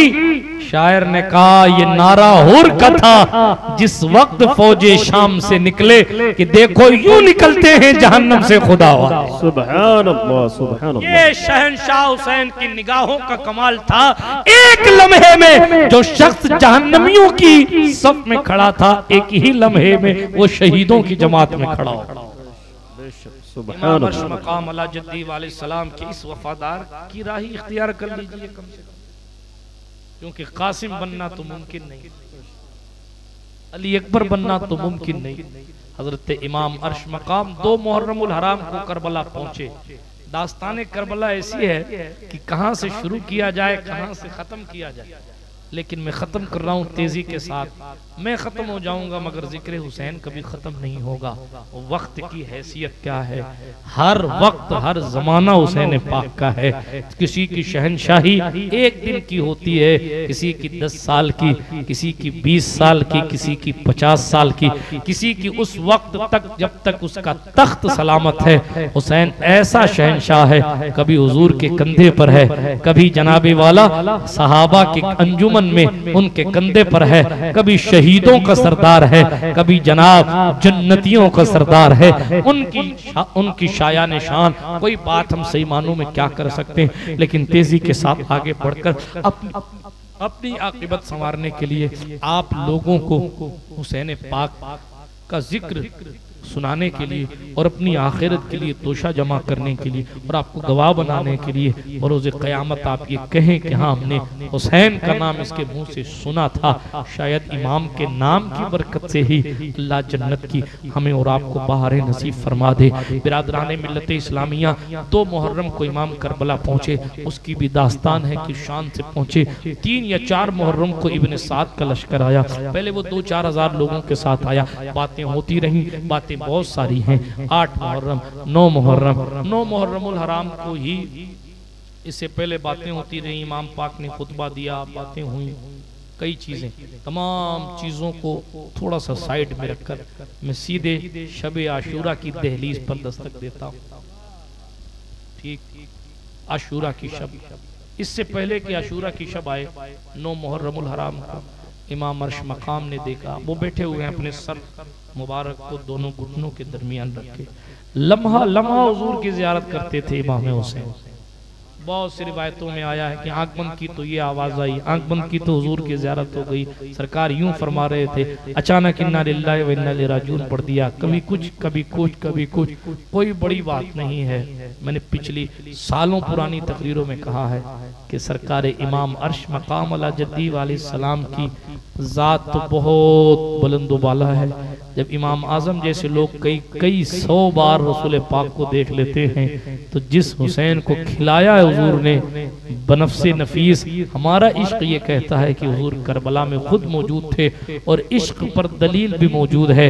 वो हदीस मुबारका जिसमें हजरत अब्दुल्ला इब्ने अब्बास ने कहा था कि मैंने ख्वाब में हुजूर को देखा है, हुजूर के मुबारक हाथ में बोतल है। मैंने पूछा सरकार ये क्या है, हदीस पूरी नहीं पढ़ता, फिर कभी पढ़ूंगा। तो सरकार मदीना ने फरमाया मैं करबला से आ रहा हूँ, इस बोतल में हुसैन और उसके साथियों का खून है। सरकार ने फरमाया मैं करबला से आ रहा हूँ, इसका मतलब हुजूर करबला ही में थे, वरना इमाम अर्श मकाम अला जद्दी अलैहिस्सलाम के लिए अल्लाहु अकबर कोई आसान ये मरहला नहीं था। इश्क की दुनिया में जाएं, ऐसा महसूस होता है कि हुसैन पाक लाशा उठा के लाते और फिर जिस शान से भी हुजूर उन्हें तसल्ली देते, उनको सुकून देने के लिए सरकार मुस्तफा जान रहमत कुछ तो फरमाते ही होंगे, तो इमाम अर्श मकाम वापस जनाबे वाला पूरी तवानाई के साथ लड़ने के लिए तैयार हो जाते। बातें बहुत सी की जा सकती हैं, लेकिन 9 तारीख को ही लोग आगे लड़ने के लिए उधर से लोग आने लगे ना, तो आवाज सुनी तो सरकार इमाम ने फरमाया, सर उठाया, देखा लोग आ रहे हैं। हजरत अब्बास से फरमाया जाओ। हजरत अब्बास ने कहा सरकार आप बैठे, मैं देख के आता हूँ कौन लोग हैं, जाओ देख। हजरत सरकार अब्बास अलमदार उठे और जाएं उस लश्कर के पास गए तो नतीजतन ये अर्ज कर दूं शॉर्ट में कि वो लोग 9 तारीख को ही जंग करने आ गए। 9 तारीख को ही जंग करने आए, ऐसा नहीं है कोई अजीदे फिक्स करके आए हम 10 को ही जंग करेंगे। वो तो कई दिन से जंग करने के लिए तैयार थे, लेकिन कभी इब्ने साद शुरू में टाल रहा था, फिर उसके बाद शिम्र जिल जोशन की बदकारियां शुरू हुई, अय्याशियां शुरू हुई, फिर इमाम हुसैन पाक के खुतबे पर लोगों के दिल दहलते थे, तो उसलिए फिर बात दूसरी तरफ चली जाती। इस तरह 2 मुहर्रम से लेके 10 ये 7-8 दिन इसमें गए। जंग सिर्फ 10 तारीख को हुई और सिर्फ फजर बाद से लेकर जोहर तक हुई। इन हकाइक को समझने की कोशिश करें, वरना व्हाट्सएप के झूठे मैसेज में आप बह जाते हैं। अभी कोई कुछ भी लिख देता, आप कहते हैं हाँ यार ये तो ठीक बात तो ठीक। जंग जो हुई वो सिर्फ 10 तारीख को हुई, ठीक है। लड़ाई जो हुई और फजर से लेकर जोहर तक, जोहर की नमाज के कुछ बाद तक यूं सुनिए, जुमा का दिन था। तवज्जो है आपकी। आगे चलता हूँ तेजी के साथ। 9 को आने लगे ना लड़ने के लिए, हुसैन की फिक्र देखिए। इतनी मुसीबतों में हमारी हमें मेरा ट्रेन पकड़नी है, फ्लाइट पकड़नी है, फला पकड़नी है, फला, अरे असर पड़ी थी, अरे जगह टाइम नहीं मिला। मगर हुसैन पाक की दीनी फिक्र देखे। 9 तारीख को आए ना हजरत अब्बास अलम बरदार, अब्बास बिन अली भाई इमाम हुसैन, आपके और भी भाई थे मैदान में, अबू बकर इब्ने अली, उमर इब्ने अली, उस्मान इब्ने अली, जाफर इब्ने अली, ये सब आपके भाई हैं। किसके? हजरत अब्बास अलम बरदार, अब्बास इब्ने अली अलम बरदार, अलमदार। इमाम हुसैन का झंडा इनके हाथ में था। कमाल क्या है मौलाना अब्दुल रकीब साहब, देखिए 22,000 का लश्कर और उसका झंडा जिसके हाथ में था, उसका नाम अभी हैदर साहब कोई नहीं जानता। होना तो ये चाहिए था जिसकी फौज बड़ी हो उसके अलमदार का नाम बड़ा होना चाहिए। यार 22,000 की फौज का झंडा था उसके पास, कमाल है। लेकिन उसका नाम जानते ही नहीं लोग। उसका नाम जुवैदा था, जुवैदा। कभी उस्मान हारूनी साहब से पूछिएगा, या आपको तनाई में बताएंगे। ये दारुल उलूम से भी माशाल्लाह पढ़े हुए, ऐसा नहीं है कि ये सिर्फ, माशाल्लाह शायर भी है, अच्छी बातें सुना रहे। जी तो चाह रहा था कि कुछ और सुना जाए, मगर ये रजा हर काम का एक वक्त है। फिर आपके चेहरे पर ये उमस की कैफियत देखकर मैंने अपनी कोई फरमाइश नहीं की। तवज्जो है। इमाम हुसैन की सोच देखें, उसी पर अलमदार की बात आ गई। थोड़ी सी ये बात, जुवैदा उसका नाम था, 22,000 के लश्कर का झंडा उसके पास था, लेकिन उसको कोई नहीं जानता। कोई जानता ही नहीं कि वो किस मक्खी का नाम जुवैदा है। बल्कि मक्खी की भी तौहीन है कि ऐसे बेवफा लोगों को मक्खी से ताबीर मिसाल दी जाए, कोई नहीं जानता। और अब्बास नाम ले लो तो वफा रश्क करने लगे। करबला अपनी यूनिवर्सिटी में बहुत सी चीजें, भाई की मोहब्बत देखनी है यहाँ देखिए, बहन की मोहब्बत देखनी है करबला में, चचा के बेटों की मोहब्बत देखनी है, मुस्लिम बिन अकील के बेटों और मुस्लिम इब्ने अकील के भाइयों को देखिए। सौतेलापन पूरी दुनिया में मशहूर है कि नहीं साहब। अगर किसी एक शौहर की 2 बीवियां होंगी तो दोनों बीवियों में आपस में नहीं पड़ती है, और अगर बीवियों में थोड़ी मोटी पटे तो औलाद में नहीं पड़ती है। सौतेलेपन का अगर जनाजा निकलता हुआ देखना है तो करबला में देखो। लोग कह रहे हैं सौतेला भाई है प्रॉपर्टी, मैं सौतेलों को छोड़ो, अब तो सगा भाई प्रॉपर्टी नहीं छोड़ रहा है। और क्या भाई था अब्बास।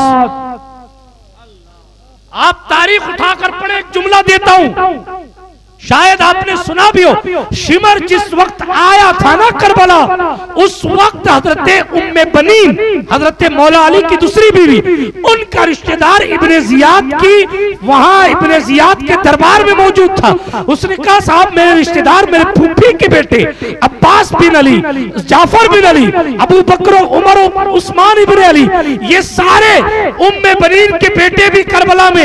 इब्ने जियाद हमारे सरदार, तो ये लिख दे कि अब्बास और उनके भाइयों पर कोई भी कूफी तलवार नहीं उठाएगा, तुम लिख दो। इब्ने जियाद ने लिख दिया कि अब्बास और उनके भाइयों पर ये 22,000 के लश्कर में से कोई तलवार नहीं उठाएगा। बस उन्हें ये कहा जाएगा तुम हुसैन से किनारे हो जाओ, जान की अमान दी जाएगी, जान बचा लो अपनी और अलग हो जाओ। मगर अब्बास को वफादार यूं नहीं कहा जाता। शिमर ने खड़े होकर कहा मेरे भांजो, ये भांजे नहीं लगते थे लेकिन इसको पता नहीं कौन सी मोहब्बत चर्राई हुई थी। इसने कहा भांजो मैं तुम्हारे लिए अमान लिख के लाया हूँ, यहाँ हुसैन को पानी नहीं मिल रहा, तुम देखो हमारी पूरी फौज में से अब्बास तुम पर, तुम्हारे भाइयों पर कोई तलवार नहीं उठाएगा, तुम्हारे लिए कोई रोक टोक नहीं है, तुम बस किनारे हो जाओ, हुसैन का साथ छोड़ो और हम तुम्हें अमान देते। अब्बास की वफा पर मेरी जिंदगी की नेकी कुर्बान। सरकार अब्बास ने कहा और रजील शख्स और शिमर दिल जोशन सुन, तेरी लानत पर और तेरे गुरु घंटा, तेरी अमान पर और तेरे गुरु मजनू घंटाल उबैदुल्लाह बिन जियाद की अमान पर अब्बास बिन अली लानत भेजता है। तुम्हारी अमान से कई गुना बेहतर हमारे लिए अल्लाह की अमान है, और तुम्हारी तलवार से बचकर कोने में खड़ा रहने से लाख गुना अच्छा यह है कि हम हुसैन पाक के कदमों में अपनी जान कुर्बान। नारे तकबीर, नारे रिसालत, जश्न शहीद आजम, नारे तकबीर, नारे रिसालत। शहीद आजम के जिक्र का पोस्टर में लिखा कीजिए और जिक्र का नारा लगाया कीजिए। हम यजीदी थोड़ी हैं जो जश्न मना रहे, हम जिक्र कर रहे हैं। तेजी के साथ आगे बढ़े, बड़ी तेजी के साथ गुफ्तगू को इख्तिताम की सरहद तक लेकर जाता हूँ। सरकार इमाम अर्श मकाम अला जद्दी वाले सलाम को कुदरत ने साथी ऐसे दिए थे, ये अब्बास अलंबरदार थे, इनके हाथ में झंडा दिया गया था। तफसीलात में जाने का वक्त नहीं है, लेकिन एक शहादत पढ़ के बात को खत्म करता हूँ। अहले बैत से फिर कभी पढ़ूं, चले अहले बैत से एक शहादत पढ़ देता हूँ। हजरत कासिम की शहादत पढ़ देता हूँ। हजरत सरकार अब्बास अलंबरदार की शहादत नहीं पढ़ता, मौला अली अकबर की नहीं पढ़ता, बरकत देने के लिए हजरत इमाम कासिम की शहादत पढ़ देता हूँ और बात को इस पे खत्म करता हूँ। हालांकि बहुत से अल्लाह वाले ऐसे वफादारों के निसार होने का सिलसिला हजरत अब्दुल्ला बिन उमैर कल्बी से शुरू होता है।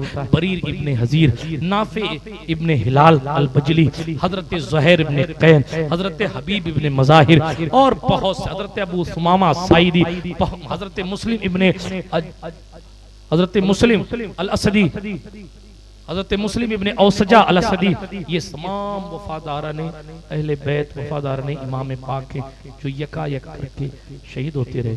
कभी इमाम पाक के खेमे पर आफत पड़ी तो हजरत ज़ुहैर ने 10 लोगों को जो है वो आगे बढ़ाकर शिमर का मुकाबला किया। जब आग लगाई गई तो आग जब खेमे फाड़ने की कोशिश की गई तो खेमे के अंदर घुसकर जो है वो मुस्तफ़ा जाने रहमत के वफादारों ने यजीदियों को मारा। डिटेल फिर कभी पढ़ूंगा, अभी मैं सिर्फ बरकत देने के लिए एक जात की शहादत पढ़ता हूँ।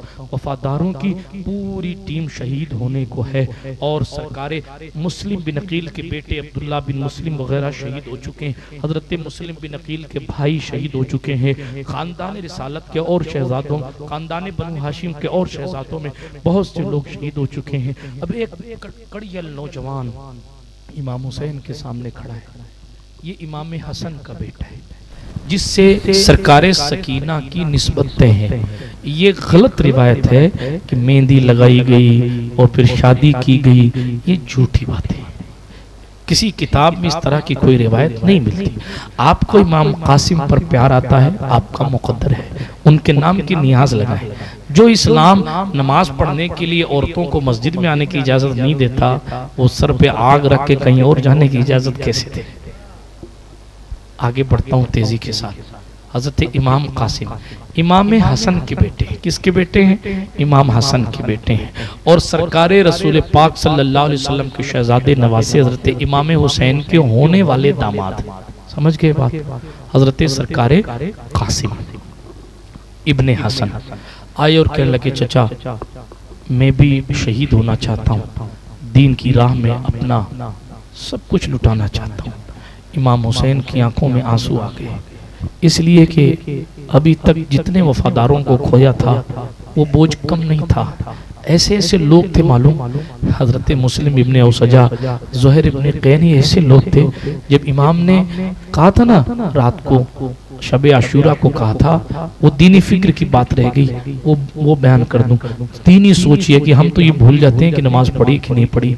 उस दिन जब ये टीम आई 9 तारीख को लड़ने के लिए, हजरत अब्बास अलंबरदार ने हजरत इमाम हुसैन से कहा, हुजूर ये जंग चाहते हैं। इमाम हुसैन ने फरमाया जवाबन कि इनको कह दो कि आज आशूरा की रात है, आज रात हमें इबादत कर लेने दें, जंग कल कर लेंगे। आशूरा की रात तिलावत, इबादत, अल्लाह को याद, रात भर नमाज, ये मुस्तफ़ा के वफादारों ने इस तरह आशूरा की रात गुजारी है। आपकी मर्जी है, आप घूम के गुजारें, सो के गुजारें, आप गुनाह करके गुजारें, ढोल बजा के गुजारें, कूद फान करके गुजारें, टीवी देख के गुजारें, वो आपका हिसाब आपको देना है।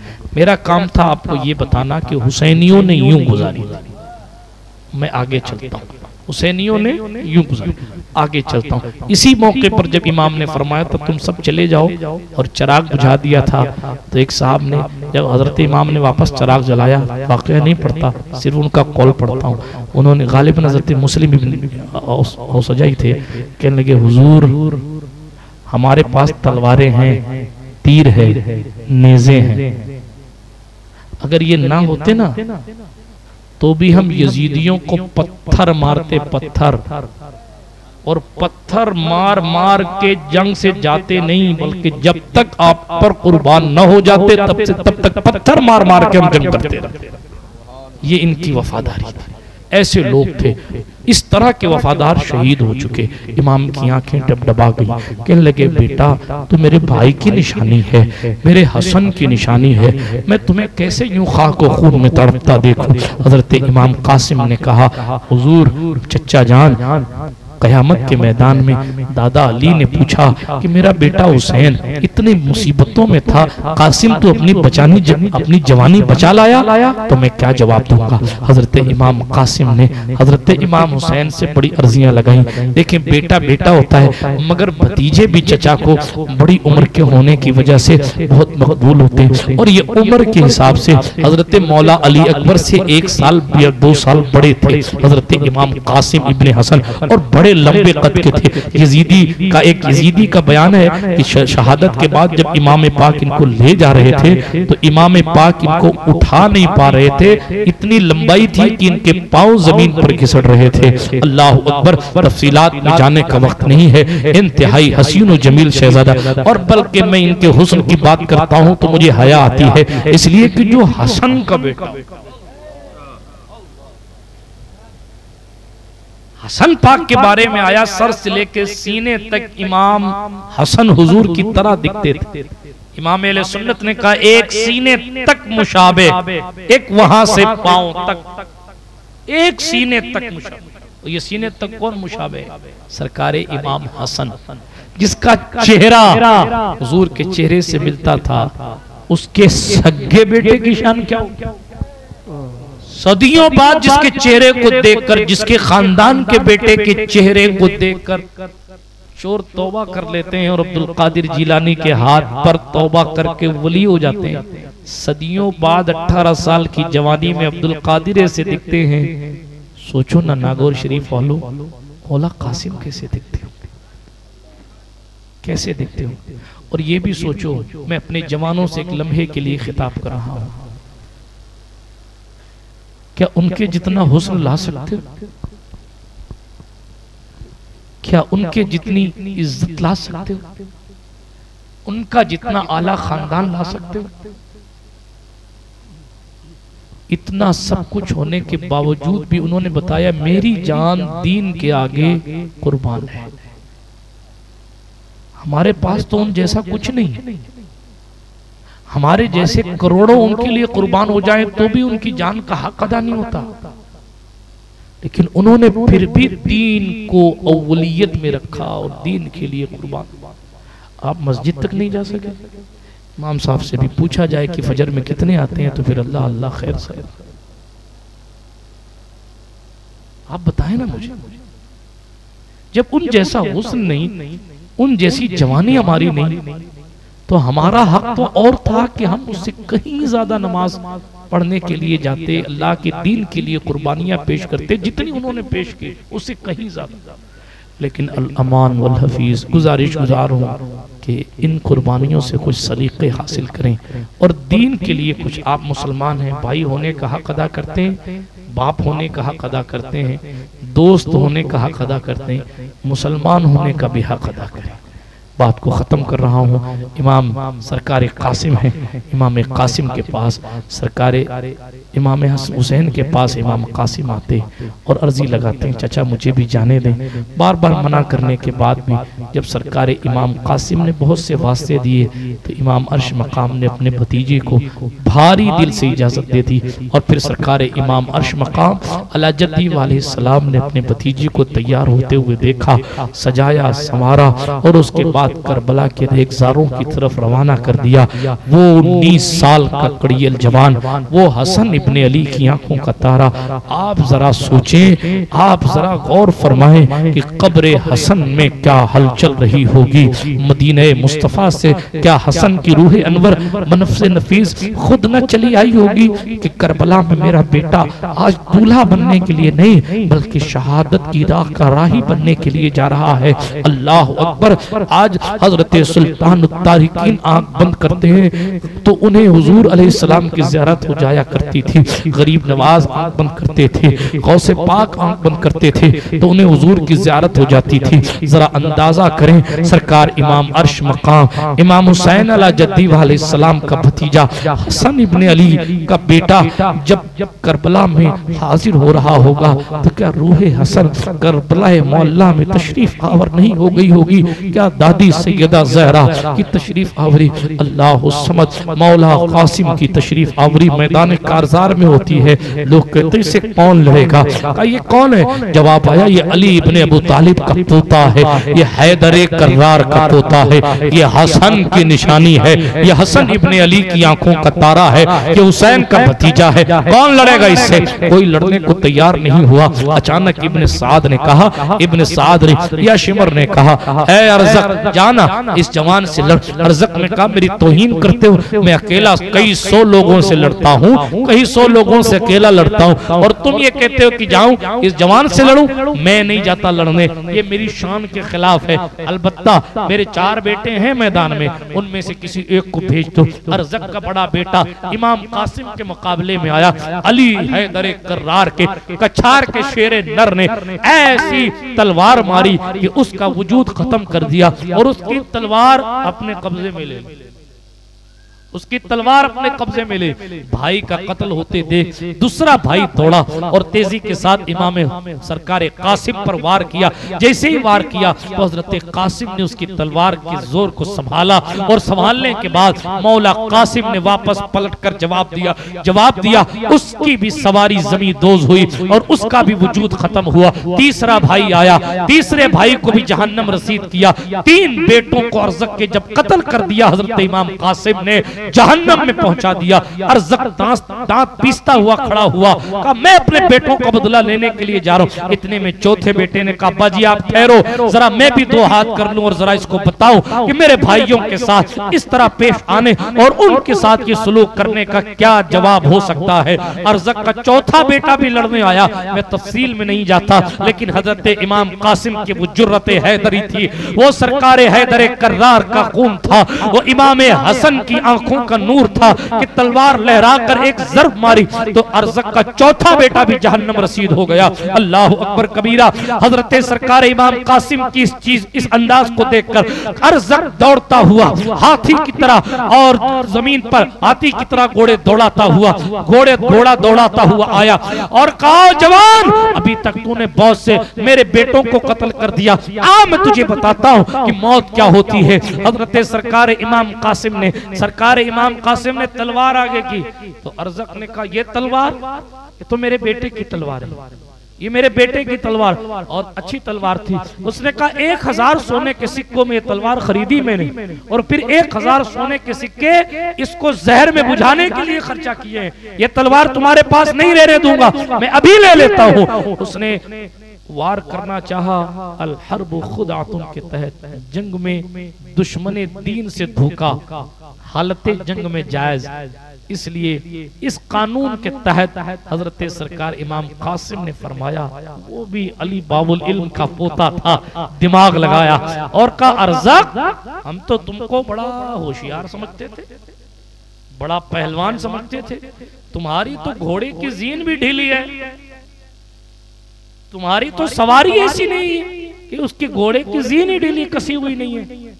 वो झुककर जैसे ही अपने घोड़े की जीन को देखने लगा, इमाम कासिम ने उसी के बेटे की तलवार खींच के उसकी पीठ पे मारी तो उसके 2 टुकड़े करके जमीन पर गिरा। सुभान अल्लाह कहे। ये जुर्रत थी 3 दिन के प्यासे की, ये जुर्रत थी। लेकिन इतनी जंग, आप पैदल चल के सूफी साहब के यहाँ जाए तो हालत खराब हो जाए। उन्होंने इतनों को जहन्नम रसीद किया, प्यास की शिद्दत बढ़ी तो कहा या अम्माहु अल अतश, चचा जान प्यास लगती। इमाम हुसैन के पास आए, ये आखिरी मुलाकात है, चचा प्यास लग रही, बहुत प्यासा हूं। सरकार इमाम अर्श मकाम ने फरमाया भतीजे इंतजार करो, नाना जान हौजे कौसर पे तुम्हारा भी इंतजार कर रहे हैं, मेरा भी इंतजार कर। बाबा हसन से भी मुलाकात होगी, कुछ ही लम्हे की बात। समझाने के बाद सरकार इमाम कासिम वापस पलटे। अब की बार यजीदी फौज ने कहा एक हम एक लड़ेंगे तो फिर मार देगा, इसीलिए कई 100 कुत्ते एक साथ एक शेर पर झपट पड़े और चारों तरफ से तीरों की बरसात होने लगी। वो चेहरा जो इमाम हसन के चेहरे के मुशाबे था, वो खून जो इमाम हसन का खून था, वो करबला की जमीन पर गिरने लगा। 19 साल का ये जवान हजरत इमाम हुसैन की बेटी का होने वाला शौहर, जिससे इमाम की बेटी का मुस्तकबिल वाबस्ता था। इमाम ने बेटी के मुस्तकबिल से समझौता तो किया, लेकिन दीन के नाम पर कोई समझौता नहीं। और चारों तरफ से जब तीर और तलवार की बरसात हुई तो हसन पाक का ये बेटा जमीन पर तशरीफ ले आया और कराती हुई आवाज से इमाम कासिम ने कहा या अम्माहु अदरिकनी, चचा मेरी खबर लीजिए, अब मुझसे तलवार नहीं उठाई जा रही। इमाम कासिम ने जान से ज्यादा अजीज भतीजे की, इमाम कासिम जान से ज्यादा अजीज भतीजे थे इमाम हुसैन के। भतीजे की कराहती हुई आवाज सुनी। जिन लोगों ने दुश्मनों को पानी पिलाया है, वो भतीजों की कराहती हुई आवाज पर कितने गम और मुसीबत के साथ उठे होंगे, ये उनके सिवा कोई नहीं बयान कर सकता। हज़रत इमाम हुसैन ने फौरन मैदान कारजार की तरफ रुख किया।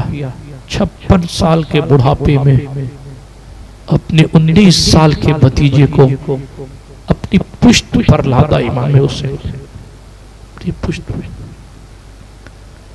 उठा नहीं पा रहे थे तो घसीटते हुए खींचते हुए पीठ पर जैसे सामान रख के लाने की कोशिश की जाती है।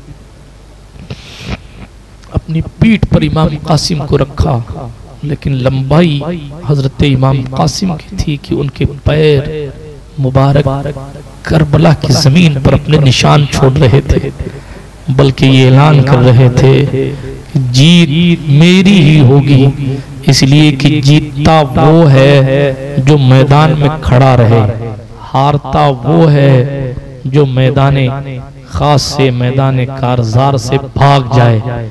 इमाम कासिम ने शहीद होकर अपने तुरबत वहीं बनवाई और ऐलान किया यजीदियों तुम 22,000 लाओ या 22 करोड़, हम कयामत तक करबला में बैठे हैं, तुम मैदान छोड़कर भागोगे और कोई यजीदी करबला में नजर नहीं आएगा, लेकिन कयामत तक कासिम अपनी तुरबत में तुम्हारे मुकाबले का इंतजार करता रहेगा। सरकार इमाम कासिम की आखिरी सांसें हजरत सरकार इमाम हुसैन पाक की गोद में निकली या मैदान कारजार में निकली। इन्ना लिल्लाहि व इन्ना इलैहि राजिऊन। हसन पाक का ये शहजादा दीन के लिए अपनी जवानी कुर्बान करके चला गया। जनाबे वाला सिर्फ ये गुजारिश करूंगा, जब हसन का सगा बेटा दीन के लिए जान दे सकता है तो हमें भी चाहिए कि हम नमाज पूरी पढ़ें, ज़कात पूरी अदा करें, अपने नबी का दीन सीखें, लोगों को दीन सिखाएं, अपने इदारों का साथ दें, इखलास और लिल्लाहियत के साथ दीन की खिदमत करें, ताकि वो दीन, वो रोशनी जो इमाम हुसैन पाक ने मध्यम नहीं होने दी, उस रोशनी को कभी कोई ताकत, कोई वक्त का यजीद बुझा न सके और क़यामत की सुबह तक ही ऐलान होता रहे कत्ले हुसैन असल में मर्गे यजीद है, इस्लाम जिंदा होता है हर करबला के बाद, इस्लाम जिंदा होता है हर करबला के बाद। कहने वाले ये कहते रहे हम और आप, जुल्म बेशक मजीद हो जाए, बच्चा बच्चा शहीद हो जाए, हम हुसैनी थे हुसैनी ही रहेंगे, चाहे सारी दुनिया यजीद हो जाए। बेअदब गुस्ताख फिरके को सुना दे ऐ हसन, यूं कहा करते हैं सुन्नी दास्ताने अहले बैत। दरमियान गुफ्तगू कोई जुमला गैर शरई निकल गया हो तो अल्लाह माफ फरमाए। अस्तगफिरुल्लाह ताला रब्बी मिन कुल्लि ज़ंबिन व अतूबु इलैह। एक दुरूद शरीफ शबे जुमा है, मेरे साथ मिलकर पढ़ लें। अल्लाहुम्मा सल्ली अला सय्यिदिना नबीना व मौलाना मुहम्मद व अला आलि सय्यिदिना मौलाना मुहम्मदिन नबील उम्मील हबीबिल आलिल क़द्रिल अज़ीमिल जाह व अला आलिहि व अस्हाबिहि बारिक वसल्लिम। हदीस शरीफ में आया, जो शख्स शब जुमा को ये दुरूद मुबारका पढ़ता है कसरत के साथ, उस वक्त तक उसकी रूह नहीं निकलेगी जब तक कि हुजूर की ज़ियारत ना हो जाए। अस्सलामु अलैकुम व रहमतुल्लाहि व बरकातहू।